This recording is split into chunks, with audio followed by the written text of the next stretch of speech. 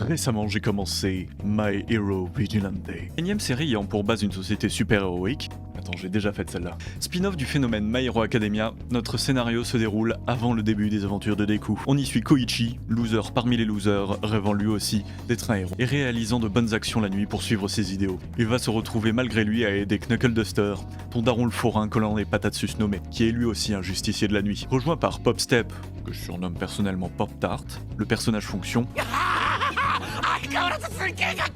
Ils agissent pour aider la veuve et l'orphelin dans l'illégalité, car ne possèdent pas le permis professionnel héroïque. Et oui, vous savez, l'académie dans My Hero Academia, c'était un peu pour ça. Le premier truc que j'aimerais avancer, c'est que visuellement, je préfère cette identité visuelle à celle du My Hero classique. Le style y est plus assumé, et l'inspiration comique y est bien plus mise en valeur. L'animation reste assez standard, mais est néanmoins très clean. On retrouve quelques noms du manga, sans jamais tomber dans un fanservice bas du front, et certains personnages s'en retrouvent même mieux exploités et plus approfondis. Le principe même de vouloir suivre ces héros de l'ombre est en soi une super extension à l'univers de base de l'œuvre, parce qu'on se doute bien qu'ils existent dans un monde où 80% de la population a des pouvoirs. S'il faut vraiment pinailler, je dirais qu'avec ses super idées et matériaux de base, la série ne fait rien de super original. L'écriture des personnages reste très basique, et il est dommage que dans un univers avec autant de possibilités que My Hero, les alters soient souvent aussi peu recherchés. Le meilleur exemple de ça, c'est les vilains, qui ont tendance une large partie du temps à finir en demi-kaiju ou en Hulk au rabais. Pour en revenir à Pop Tart,